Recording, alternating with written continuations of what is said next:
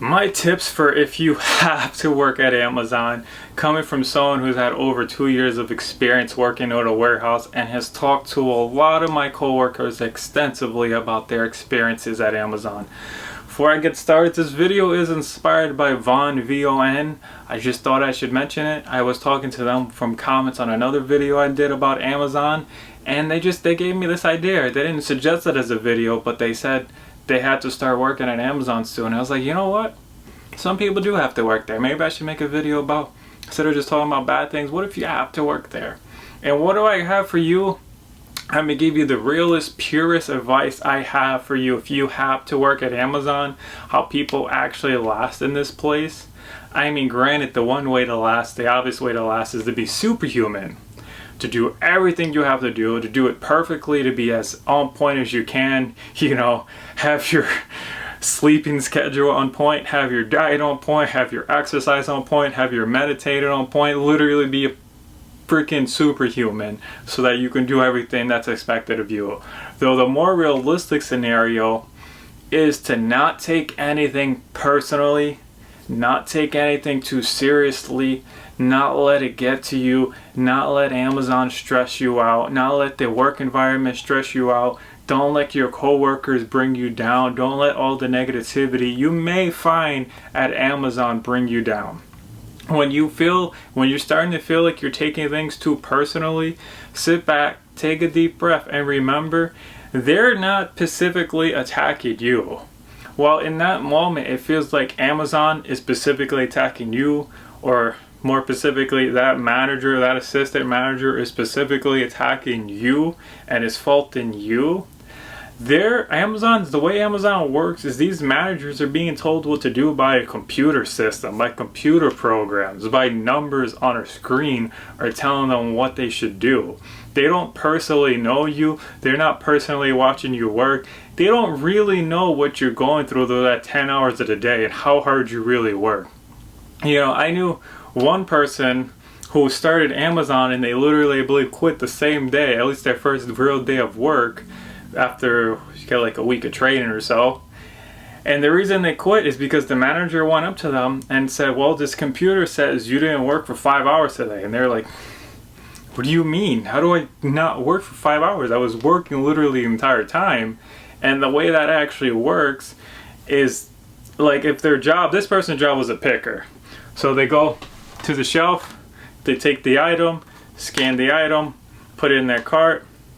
I don't think they have to scan their cart because they scan the cart first, so everything they scan automatically goes into that cart. And yeah, then they have the item. So these shelves are shelves you're going to with an order picker, which is basically a forklift that brings you up to. It goes up somewhere between like 30 and 50 feet high. I never got an exact number on that. And you don't just go there.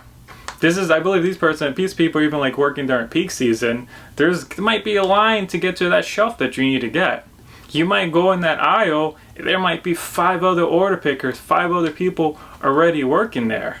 You might have to drive all the way around to get over there. You might have to drive down to get to it. We have like 300 shelves? Giant shelves in this building. Not regular shelves, like giant, massive, monumental shelves in this building. You're gonna have to drive to get to it. You might have to wait online to get to it. You know, it's their first day. Maybe, you know, they don't know exactly where it is. They're still learning the number system. They're still figuring out, you know, okay, maybe they see the shelves are numbered going this way. They have to still figure out the letters going up and down. And the manager said another person, they said they didn't work for 4 hours this day. And then this other manager says you didn't work for 5 hours. And they're like, what are you talking about? Like, put a camera on me. I didn't stop working the entire day. And we're getting back on the point of this video, because the point of this video is not to talk about negativity of Amazon. That's the point of basically every other video I made for Amazon. The point is, if you have to work, don't take it personally. This manager doesn't know anything. They literally are clueless, mindless drones. They're just looking at numbers on a computer screen, and he probably told that same thing to 100 other workers, and at every single site probably hundreds of workers are getting told that all the time. And it's not a personal thing. Like, The only way you can survive is to not take anything too seriously, to just focus on you, focus on your life plans, focus on saving money, focus on maybe what's the next job you're going to work. Perhaps look, unless Amazon is working out well for you, maybe it just, you fit in there really well, you like being there, maybe it works really well for you, so then keep the job if it's working. If it's not working for you, keep the job, and while you're there, look for your next job. Look for how you're going to make money next. Save as much money as you can so you don't need to be worried about what if you get fired all of a sudden, how you're going to pay rent and buy food. Focus on yourself. Have life goals, have dreams, try to accomplish them, try to move forward. And honestly, I kind of want to bring it to a little bit more of a personal situation. For me, when I worked at Amazon, I used to stress out about everything. I used to take everything so seriously. Like, there are 15-minute breaks, which are scan to scan, which means if you're the picker, for example, you got to pick an item, and then 15 minutes later you have to pick another item, which to me is freaking insane. It's really insane, because it could easily take you 3 minutes to go from that shelf to the parking space, from the parking space to your next shelf. Easily could be 3 minutes, 1, 2, 3 minutes easily. So you're talking about, realistically, I've actually timed that. I'm looking at like 6 minutes of time to actually sit down. And you got to spend, possibly also after you park, still got to walk to the break room, still got to walk back. So you're looking at possibly, this has the point. I'm not trying to bring up negative things. There's a point to me bringing up the story. So yeah, you're looking at really 5 minutes before the break in the beginning, 5 minutes after the break in the beginning, just to travel and travel time, so that you can make sure you don't have a bad break time. And really just 5 minutes of a real break that you actually get. I guess technically you're not picking for 15 minutes, take that for what you will, or whatever your job is at Amazon. The people who I would actually see last there a lot longer, ironically sometimes, were people who just didn't care. They were just like, screw it. They would leave 5 minutes early, come back 5 minutes late. And I mean, granted, I wouldn't want to overdo this. I'd see how your site runs. Though for me, a lot of the people who I saw, they were just okay with the job, and they just didn't stress it, where they just were like, screw it. They just wasn't going to take it seriously. And it's like, kind of like very weird and ironic advice, is I'm kind of telling you almost to just be a bad worker in a sense. Like, I honestly believe you should be the best worker you can be in any job you get, because it's not about that one job. That's going to transcribe to how you are in your next job, and in your next job, and your next job. You start a business, if you get a promotion, it's going to transcribe into how you manage your business, how you're a manager at Amazon, wherever you work. So I do believe you should always be the best worker. Though, talking about specifically how to survive at Amazon, don't take it too seriously. Don't take it too personally. You know, if your manager is complaining that you're a minute or two late from your breaks, as dumb as that sounds, look around. See how many other people are. See how many people are actually getting write-ups for it. See how seriously you should gauge this situation, you know.